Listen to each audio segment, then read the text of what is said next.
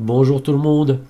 Nous voici dans la quatrième partie du tutoriel découverte de Photoshop et cette fois-ci nous allons parler des masques et du pinceau ainsi que d'autres petits outils que nous avons déjà vus tout à l'heure. Alors, tout de suite nous allons retourner sur le visuel qui est une merveille, n'est-ce pas, que nous avons réalisé tout à l'heure. Alors, ces calques-là, je vais les jeter parce que c'est quand même très très moche, hein, on va pas se leurrer. Donc, pour sélectionner un calque, on clique dessus tout simplement, on peut le jeter de cette manière-là. Soit je sélectionne sinon tous mes calques, donc je sélectionne le premier calque et le dernier que j'ai envie de sélectionner. Je maintiens ma touche Shift appuyée et j'appuie sur le dernier ici. Ça me sélectionne les trois calques, je les prends et je les mets dans la poubelle.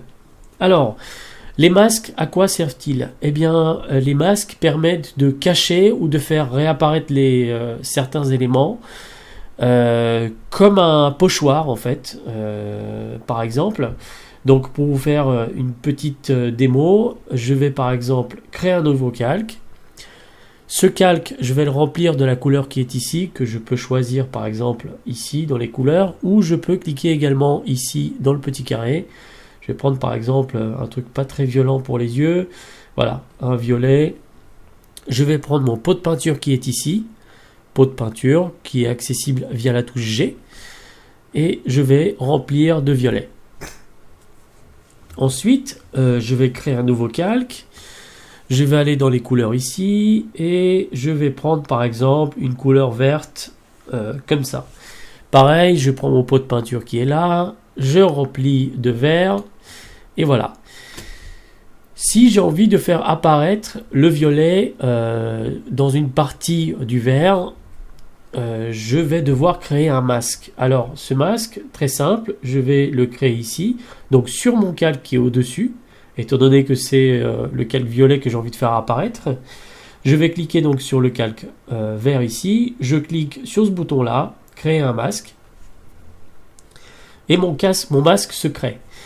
Le masque est automatiquement blanc, donc vide. Il fait apparaître ce que vous avez ici, donc il ne cache rien. Et automatiquement, il vous change les couleurs ici en noir et blanc. Si je repasse sur le masque, enfin sur le calque, je vais avoir mes couleurs de base. Et sur le masque, je vais avoir que le noir et le blanc, voire les autres gris. Le noir permet de cacher des choses. Et le blanc permet de faire réapparaître des choses. Alors c'est là où je vais prendre mon pinceau. Voilà, je sélectionne le pinceau. Et je vais peindre en noir. Vous pouvez intervertir ici les deux couleurs, blanc et noir. Soit vous pouvez utiliser la touche X de votre clavier. Très pratique, je vous conseille d'utiliser que ça. Voilà, c'est touche X pour intervertir les deux couleurs quand vous avez le pinceau, voire même d'autres outils. Nous verrons ça plus tard. Alors, ici, c'est le noir qui m'intéresse, étant donné que j'ai envie de faire apparaître la couleur violette qui est derrière. Alors là, maintenant, je vais tout simplement peindre. Et vous voyez, il me fait apparaître la couleur violette qui est derrière, étant donné que je travaille sur un masque. Donc, cette partie, ici, c'est le masque. Le noir cache la partie que j'ai dessinée ici sur le calque vert et me fait apparaître ce qu'il y a en dessous. Si par exemple je prends le calque travail qui est ici, je l'active, je le passe en visible, je désactive mon calque violet, vous allez voir le fruit par exemple apparaître ici, donc je pourrais revenir sur mon masque pour faire apparaître le fruit totalement. Voilà, hop. Je dessine tout simplement.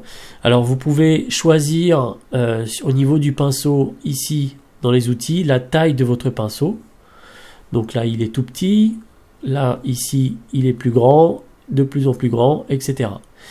Ici c'est la dureté. Alors la dureté vous permet de faire des choses, on va dire, en dégradé. Donc ici vous voyez le centre fait apparaître la totalité des choses, alors que vers l'extérieur je vais cacher des choses.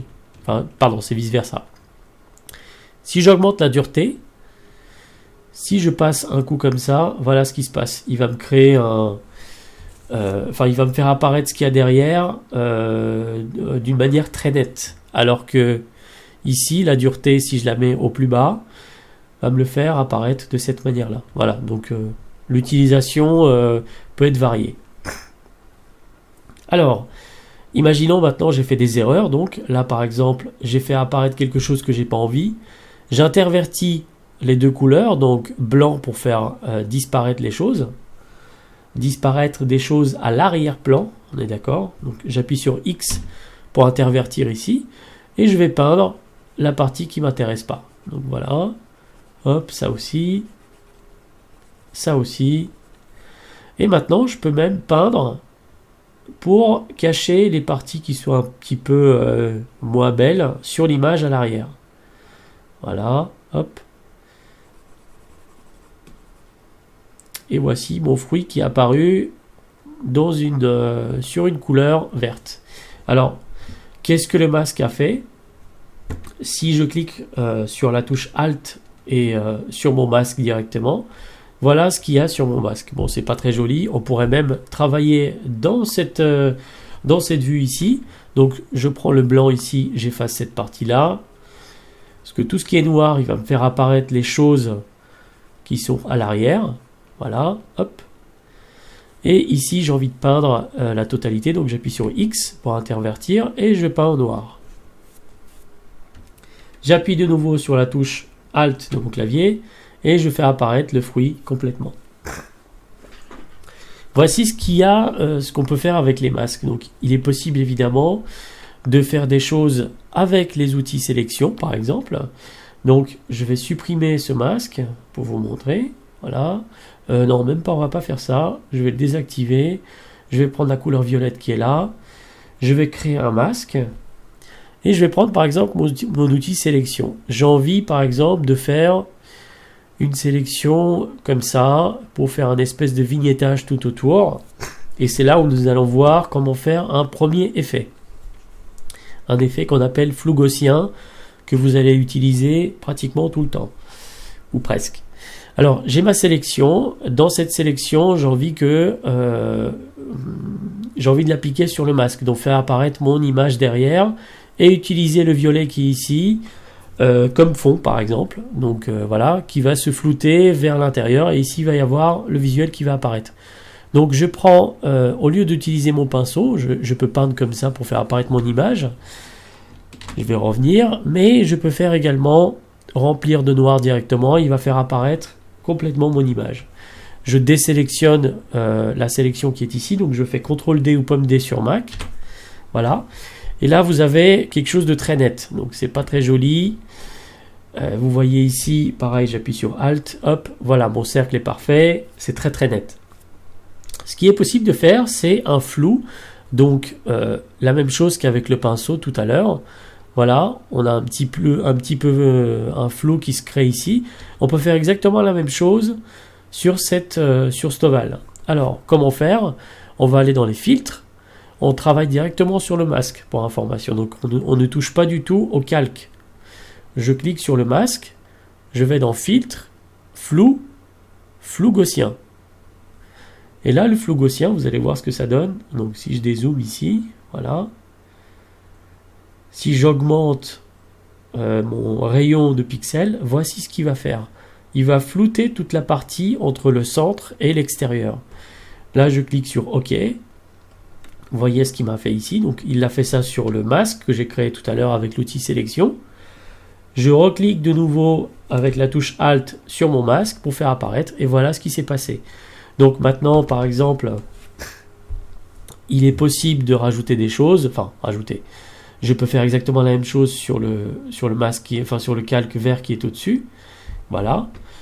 Je vais supprimer ce masque. Voilà. Alors là, j'ai la possibilité, quand je supprime le masque, d'appliquer ce qu'il y a sur le masque ou supprimer. Ici, on va supprimer. Je vais créer un nouveau masque. Et par exemple, je vais créer de nouveau voilà, une ellipse peut-être un petit peu plus petite. Voilà, je vais la mettre à peu près au milieu. Je vais la remplir de noir. Voilà. Je désélectionne, donc CTRL D ou pomme D. Pareil, je vais aller dans filtre, flou gaussien. Et là, je vais faire la même chose. Voilà. Hop. J'applique. Maintenant, J'ai envie de faire apparaître un petit peu de violet. Je passe mon calque en dessous et voilà. Ici, vous avez une petite partie qui est verte. Au-dessus, nous avons le violet. Et voilà ce que ça donne. Voilà, ici. Donc si par exemple, je décoche le masque, enfin le calque avec mon fruit derrière, si je crée un calque ici de blanc ou d'une autre couleur, on va peut-être faire un bleu par exemple, ou magenta. On va faire jaune. Allez hop, jaune. Voilà, ici, toc. Je vais remplir donc mon calque vide, hop, de jaune. Et vous voyez que nous avons du jaune, du vert et du violet. Donc c'est la superposition de tous ces calques qui permet de faire apparaître petit à petit toutes les couleurs. Donc ici nous avons un grand cercle qui fait apparaître toute cette zone du violet, de tout ce qu'il y a en dessous du violet, pardon. Sur celui-là, nous permet de faire apparaître le jaune qui est en dessous, etc., etc. Maintenant, imaginons, j'ai pas envie de faire apparaître le vert qui est ici. Il est possible de désactiver ce masque sans le supprimer. Alors, très simple, vous cliquez dessus, vous appuyez sur la touche Shift de votre clavier et vous cliquez clic gauche ici. Voilà, le calque est désactivé. Et vous voyez, on n'a plus le jaune qui est derrière, étant donné que le masque est désactivé. Voilà. Voici pour les masques dans Photoshop. Dans la prochaine vidéo, nous allons avoir un petit exercice dans lequel nous allons rajouter notre premier calque de réglage sur un élément, sur un calque. À tout de suite.